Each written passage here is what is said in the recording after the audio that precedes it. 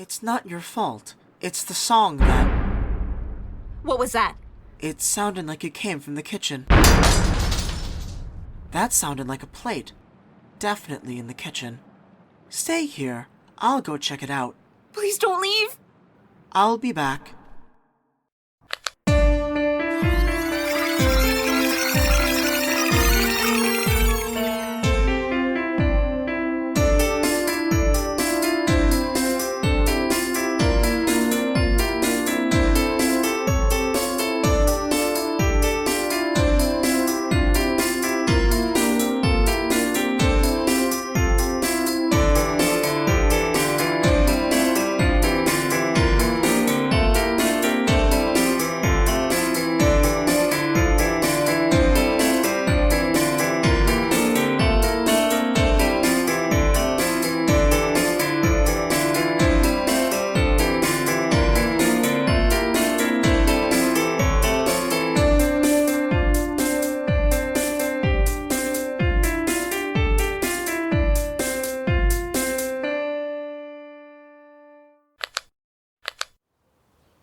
Okay, I'll say it again.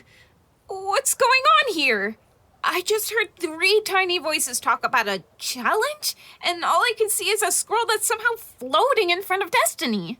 Wait, so you really can't see all these fairies that are just hovering every fucking where? I can't! I swear! What do they look like? Well, kinda what you'd think fairies would look like. Small and human-ish, with dragonfly-like wings and a variety of colors and beady black eyes and jagged little teeth and long needle-like fingers. Oh, not creepy at all. I can't see them either, Lena. They must be using fairy dust to conceal themselves to not cause a stir in the neighborhood. Even with the rather loud commotion they made upon arrival, any potential onlooker would see nothing. Clay, Tamsin, and I must be able to see them because of our Breanna's blessings. If this is a formal challenge, please present it now before you all cause more of a disturbance. All right. Now, I will hold on right here, and you pull the paper this way. No. You hold it right there, and I will pull it that way. No. It would be easier if we do this my way. Actually, it would be simpler my way. I disagree. Well, I disagree with you disagreeing. Hey, can I help? No! Let me slide it. No, stop. No, not They that are way. watching us This right way. now. This is basically a comical representation of my last 3 brain cells trying to work together. And I am living for it.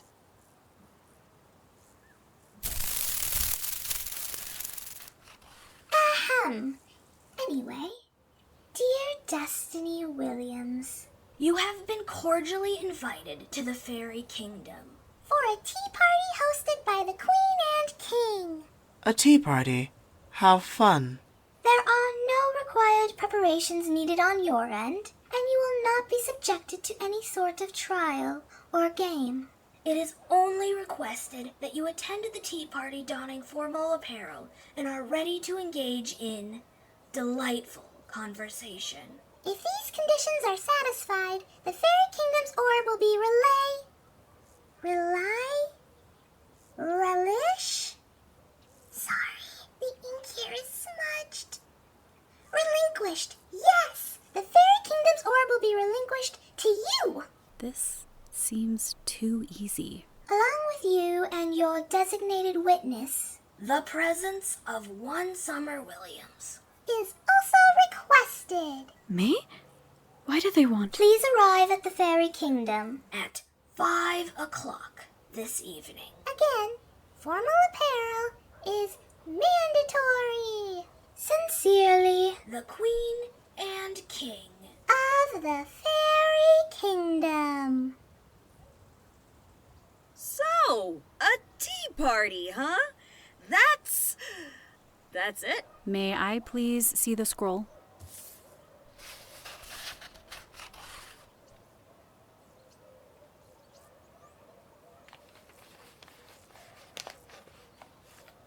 Yes, reading through it without the irritating roulette of readers, it seems that we are only required to attend this tea party in the fairy kingdom, and in return, the queen and king will provide us with their orb.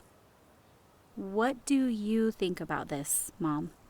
Do you think this is genuine, or are they also stooping to the same level as Camilla Drake?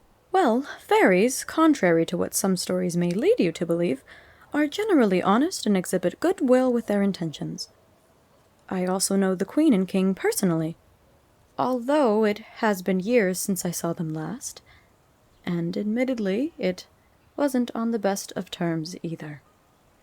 Which deeply concerns me as to why they require my attendance as well. This does fall in line with the tenets. Formally issued and written challenge, specified time and place, seemingly clear and concise terms. If you think we can accept this without Sunny doing a double and triple check, a tea party it is then. Yes, so it seems.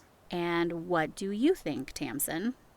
Do you think you can handle it? I'm definitely not a big tea drinker, and when it comes to formal attire, I'd rather eat a dress than wear one, but hey, if we're making the trip to the fairy kingdom, I actually might get to meet my people.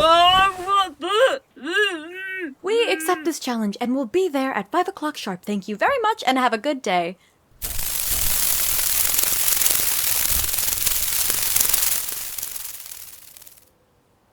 And now the fairies are gone.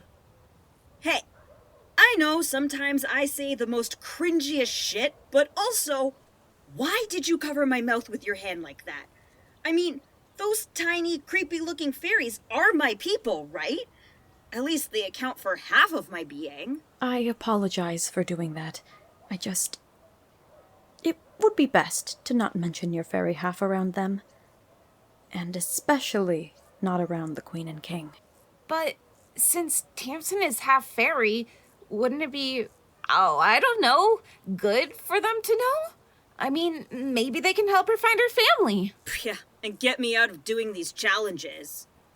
I mean, oh no, that would be very, very bad. I promise it has nothing to do with the challenges.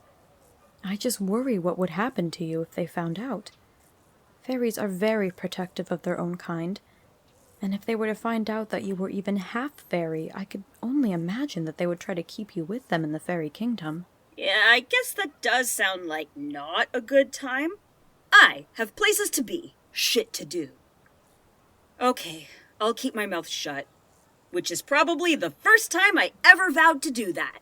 I know you want answers, Tamsin. I really do. But as I promised to you already, once you and Destiny have completed all the challenges, I will tell you everything that you want to know. Clay, would you mind taking this scroll to the kitchen, as we will need to sign it before leaving?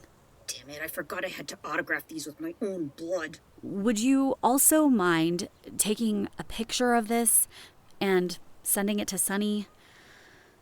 I do believe that we have nothing to worry about here, but I just want to be certain. Yep. He's coming over later today anyway to bestow onto Lena her Breanna's blessing. Aw, don't remind me. Thank you, Clay. Well, time is of the essence. We have a tea party to attend this evening.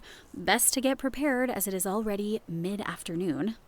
Although, finding Tamsin something to wear will probably be the most difficult part. Did you just make a genuine joke? Not only that, but at my expense? I was serious about rather eating a dress, though. Besides, I don't think I would fit into anything of yours. No offense, but you're so tall. Like, I wouldn't say freakishly tall, but you have this long torso and these even longer legs that have time and time again kicked my ass while training. Was that an attempt at a genuine compliment? Or no? Yes. No. Maybe? Ask again later. I will be sure to text Sunny and ask if he has something that might be more your style, Tamsin. But Destiny is right. We should probably start getting ready.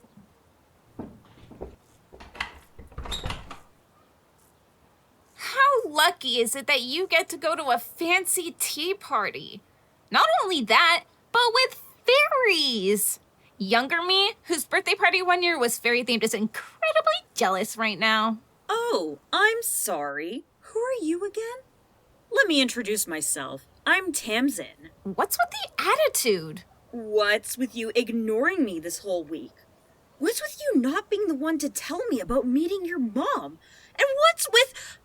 Actually, I think that's all I got for now. Listen, I'm sorry that I didn't tell you. It is a lot to process for me. And I don't know, I'm slowly dealing with it day by day.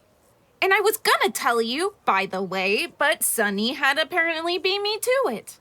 But how are you dealing with it? I know you, Lena. You're not one to keep it all bottled up inside. You're about as volatile as a shaken up bottle of caffeine. I know that.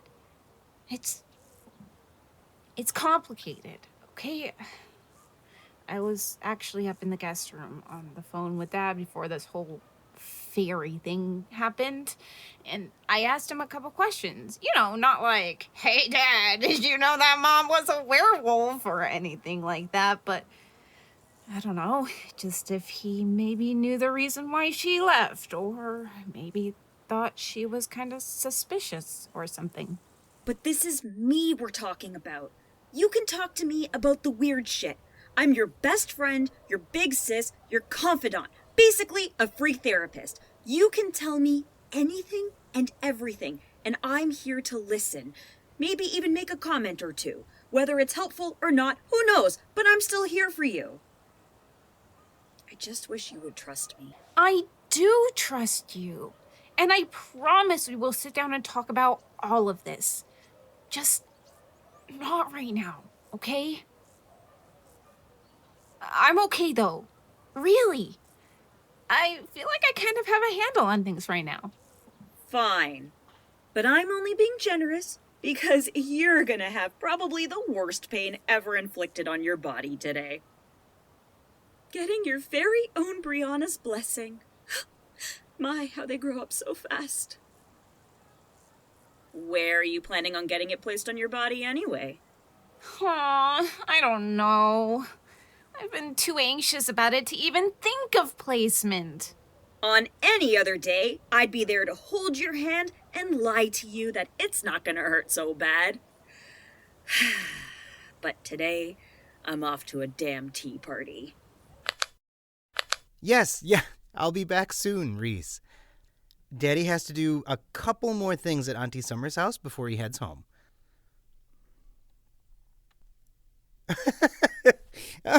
Oh, he did. Well, I guess I can't argue with that logic.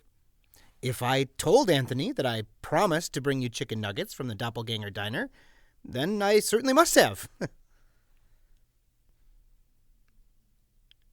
Yes. I love you too. I'll see you soon. Bye, honey. Sorry about that. Impromptu phone call. Apparently I told my fiancé that I promised my daughter takeout from the diner for supper tonight. I'll have to call in my order before I leave. Which is fine, because now I have this huge box of knickknacks to sort through and see if I can repurpose any of them for the shop. Did you happen to see who dropped these off today, Lena? Normally our friends and neighbors will bring stuff over for me to tinker with, but I usually try to compensate them for the items. There was a knock at the door and Clay answered it, but they didn't mention seeing someone drop the box off. Free goodies for me, then. Well, enough about me. How are you feeling? I'm okay. My wrist burns a little still. That's to be expected, unfortunately. Just try not to touch it for a little while longer. Adverse reactions have been known to happen if you poke at it before it's healed up. So I'll admit, this was the first time I was actually startled while giving a Breanna's blessing to someone. And I have bestowed one on a Gorgon whose snakes on her head were looking at me like I was a full-course meal. The way your hand just shifted immediately as I pressed the crystal against your left wrist, it just caught me off guard. I'm so sorry. It's just my hands, and I've never really been good with pain, and... Understandable. No worries at all. If all goes as well as I think it will, you should have no worries about your hands shifting into claws without you making it so. I'm curious, though. Summer mentioned to me that you're a vegetarian? Forgive me if this sounds tropey, but was your decision not to eat meat a possible attempt at helping you control your hands? What with werewolves stereotypically being carnivorous monsters. The idea of being a werewolf, or part werewolf, I suppose, never crossed my mind until coming to Breanna's Haven, actually. I just don't like the idea of eating dead animals, you know? When I was younger, I remember my dad made himself a steak, and when he cut into it, it was still a little raw, and there was blood coming out of it, and I just don't like the sight of blood. It grosses me out. So, realizing what meat actually was, just kind of stopped eating it. I don't think I could tell or even show my daughter anything to stop her from wanting chicken nuggets and hot dogs all the time. Her name's Reese, right? I didn't mean to eavesdrop on your phone call or anything. Oh, don't worry about it. But yes, that's her. She's the most tenacious 6-year-old I know. Gets it from her mom. My ex-wife, who's actually a ghoul. I'm not saying that negatively. Of course, we had a very amicable divorce. The two of us just naturally grew apart. That's all. I meant a ghoul as in an actual ghoul. A graveyard-dwelling monster that feeds off of carcasses. Carcasses? Like actual dead human bodies. And I thought my dad's steak was disgusting. Oh, no. I mean, of course, ghouls can and will eat any sort of dead and decaying thing they happen to stumble across, but for her, it was just dead animal remains. Roadkill and the like. It was in her ghoul nature, after all. Of course, after she had been given her Breanna's blessing, which was well before we even met, she didn't try and eat corpses anymore. At least, that I'm aware. We actually had quite the normal relationship, if you can believe it. High school sweethearts, even. Ooh, I want to hear all about it. As long as there's no more talk about eating dead things anyway. But wait, if your daughter is from your ex-wife, shouldn't she be like me and Tamsin? A half ghoul or a ghoul hybrid or something. That's why you and Tamsin are such a mystery to me. I know Reese is only 6, and you told me you presented werewolf-like qualities at around 12 years old. Tamsin said 8 or 9 for her. Even if Reese wouldn't be old enough to express those monster-like features yet, I have encountered many human-monster relationships during my time as the bestower of Breanna's blessing, and none of them ever have mentioned their child or children being able to do what you or Tamsin can. Not a single one. And Ernest, you know Ernest from Beer Under the Bridge, he has 5 children with his wife, and he would have informed us if even one of them had any of his forest troll qualities. In fact, it was Summer who coined the label of half-fairy when Destiny called the night of your arrival. I never even considered it a possibility before, although I do think I prefer the usage of hybrid instead. Well, whatever we're called. It's not just me and Tamsin.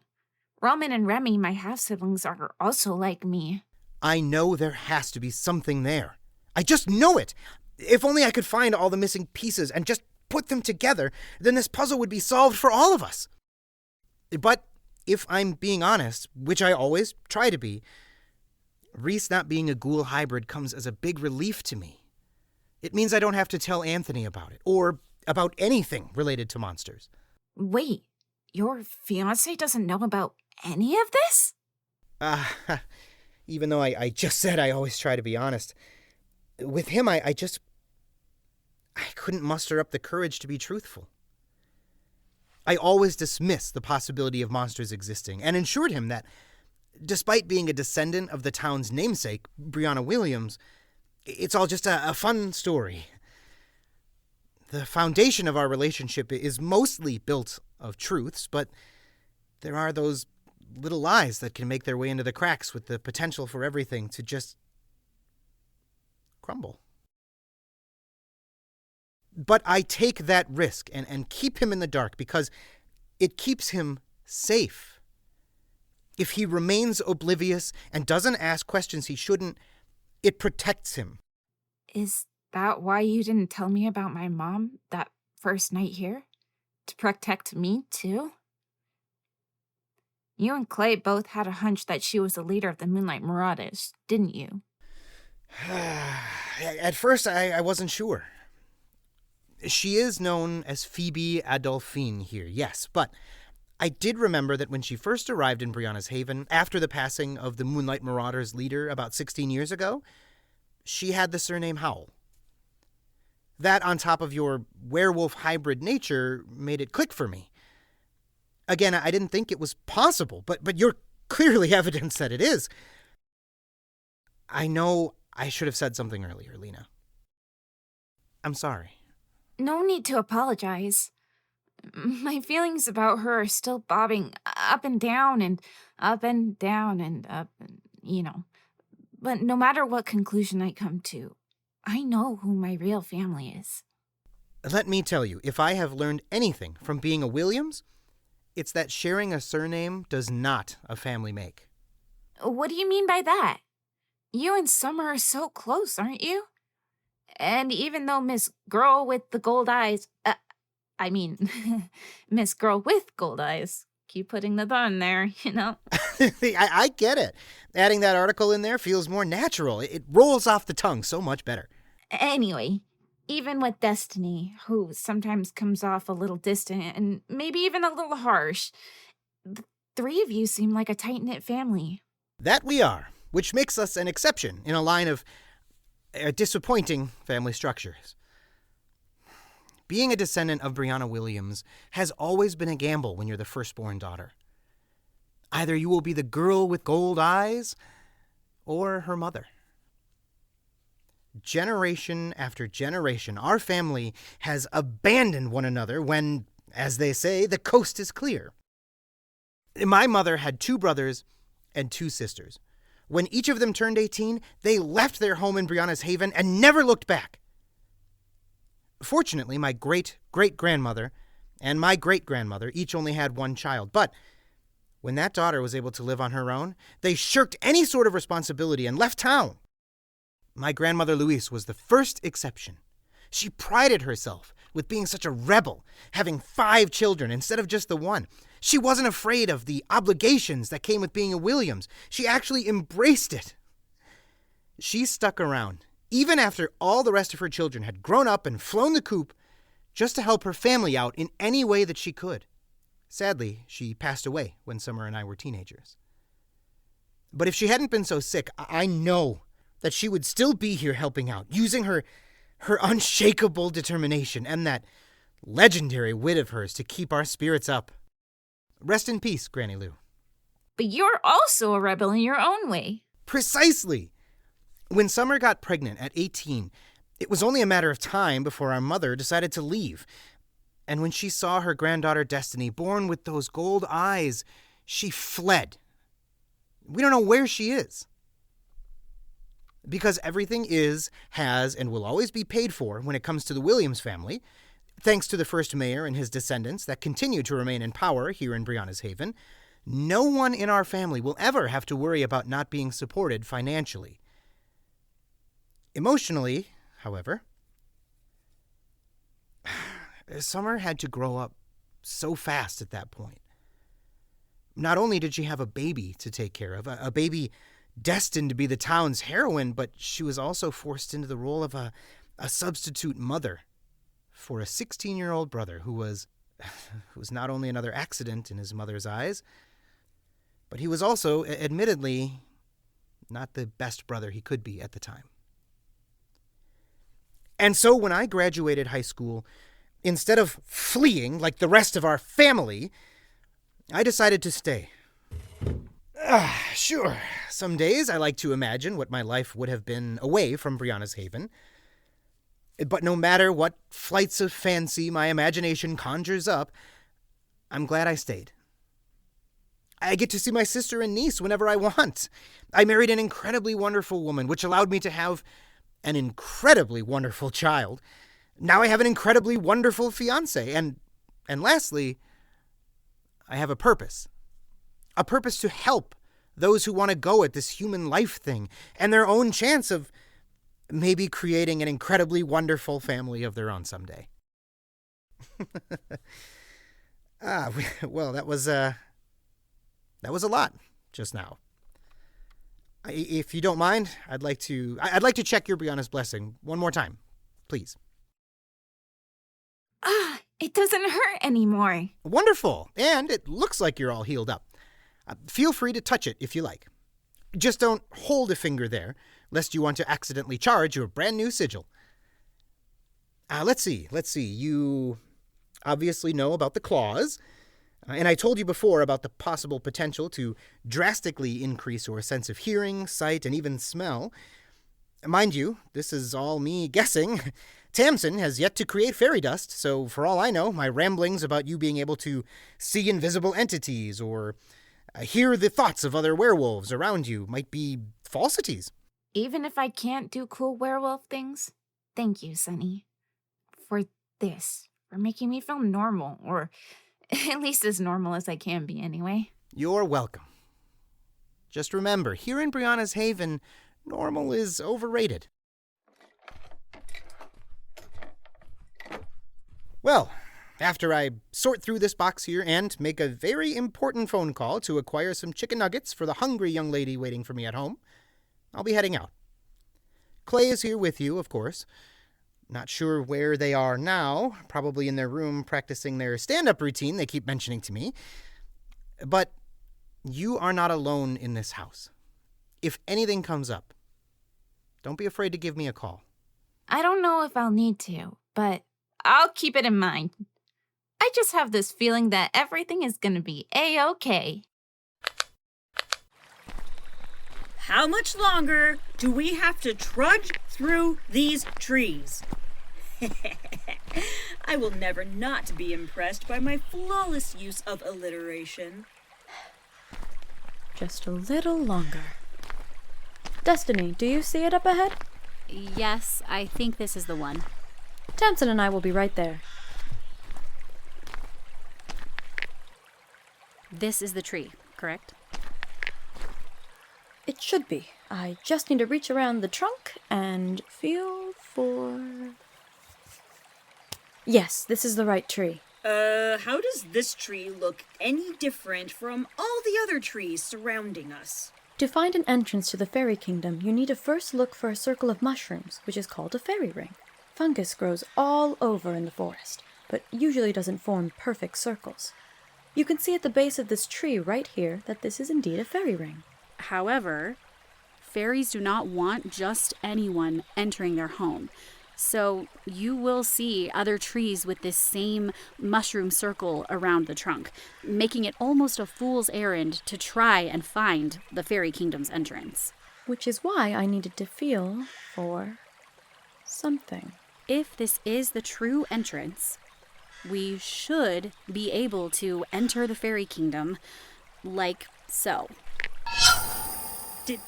Did Destiny just disappear into that tree? Okay, this is the entrance.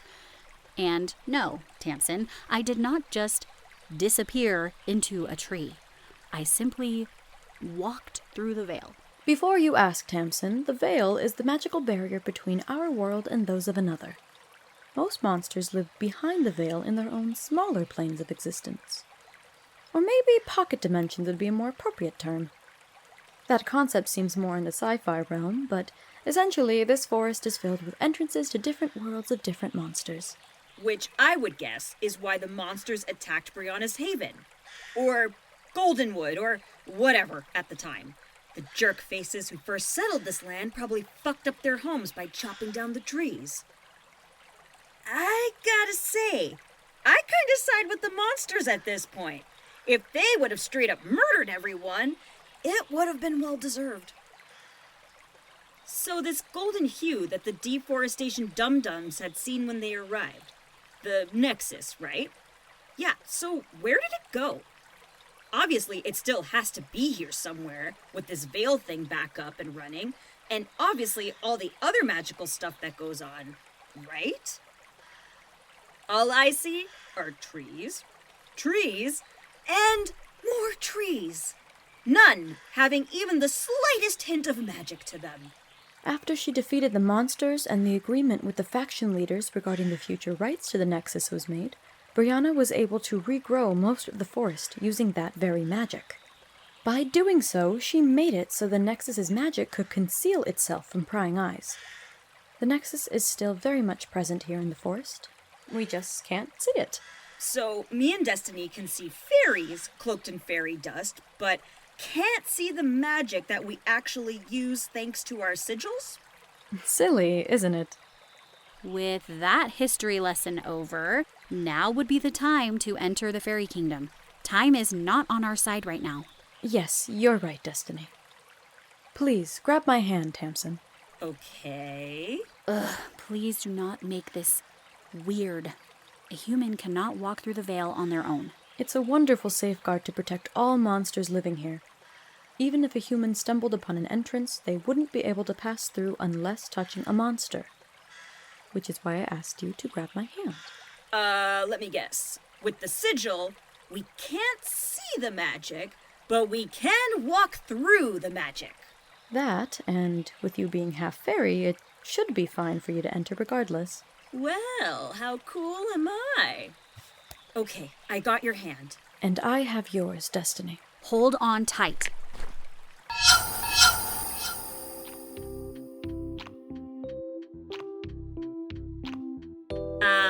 Okay. 2 things. One, is everyone else hearing the music? And 2, this is just a giant stone wall that seems to go on for miles. A giant, colorful stone wall with vines climbing up the sides that have these colorful little flowers, I will add, but this isn't what I had in mind when I first heard Fairy Kingdom. The fairy kingdom is inside the curtain wall, Tamsin. Do you not see the giant wooden drawbridge? Ah, do you mean the incredibly obvious giant wooden drawbridge that is now lowering for us as I speak? Tamsin, please remember, do not bring up that you're half fairy. I know. Welcome to the Fairy Kingdom. The Queen and King have been waiting for you. If you would follow us inside the castle, that would be awesome. Be a little more professional, would you? Sorry. Right this way, please.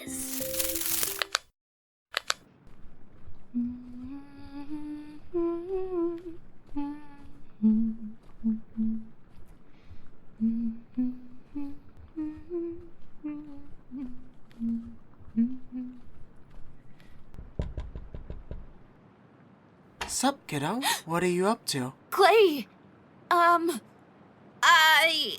Sunny just left, and I thought you were upstairs practicing your stand-up comedy routine? I was. I'm currently workshopping a joke and needed a second opinion, which is why I came down here. Also, the question I just asked you was rhetorical. I know what you've been up to. You've been visiting the mermaid in Summer's master bathroom. Wait, you knew? But how? You're not as sneaky as you think you are. I've seen you leave Summer's room a few times in the middle of the night. Then why haven't you, I don't know, tried to stop me? Because I wanted to make sure you were doing this not of your own free will. I don't think you're as naive as Tamsin says you are. Doing this not of my own free will? What are you... Wait, Tamsin told you she thinks I'm naive? I mean, I know I can be, but... Do you realize that you are humming the siren song? What? No. Psh. This isn't the siren song. I know Destiny told us about it with her whole trapped by the tune, sealing their fate warning. And this just isn't that, like, at all. This is just a song I heard her hum one time because there's literally nothing else to do when locked up and all alone. I also happen to sing while in the bathroom, all of the time. Wait, you don't... Do you really think she purposely hummed this to what, exactly? Try and befriend me? Or maybe even seduce me? So I let her out of the bathroom? Mermaids are incredibly conniving, so yes. Yes, I do. Has the song been stuck in your head this whole time? I mean, it has been stuck in my head for a while now that I think about it. But, like, isn't that how catchy tunes just work, you know? Like, I'm fine. All we've been doing for these past few days is talking. Mostly one-sided conversations, actually, thanks to me and my need to let everything out because I can't keep it all bottled inside.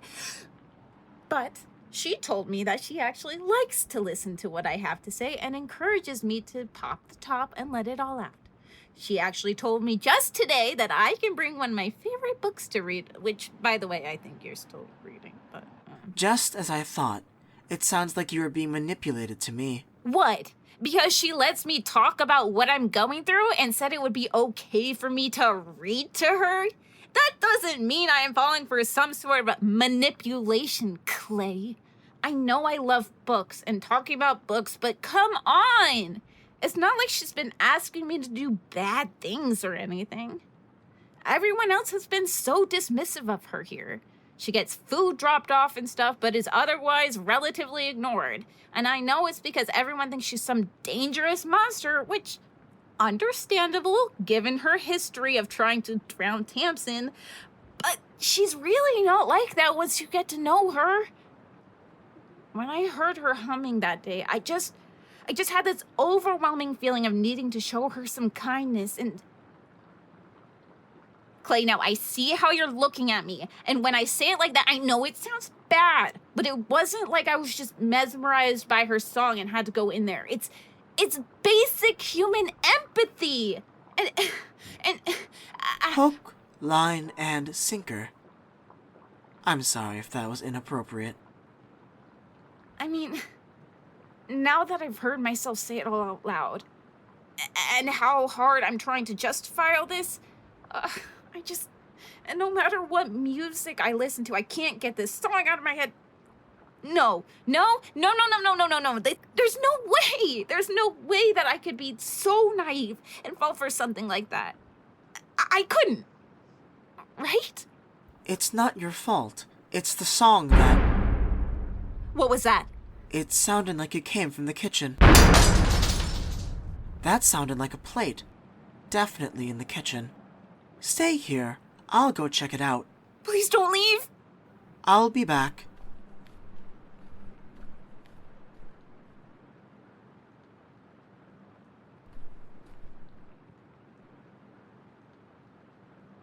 Peekaboo, I found you.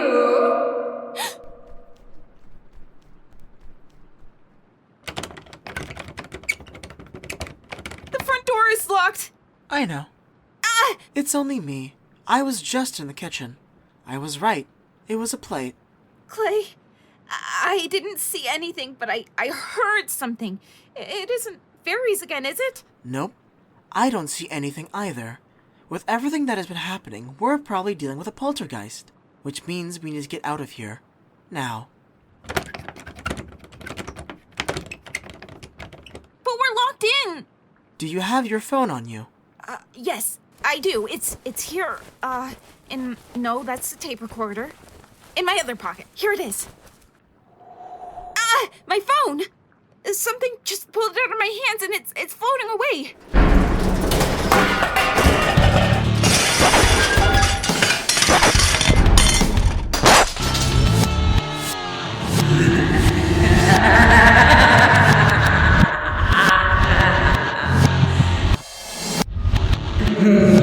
Making a call would be such a shame. How about instead we play a game?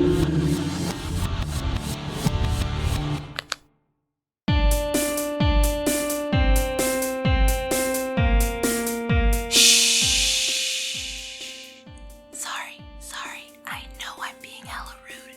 Just shushing you when you only wanted to ask what's up.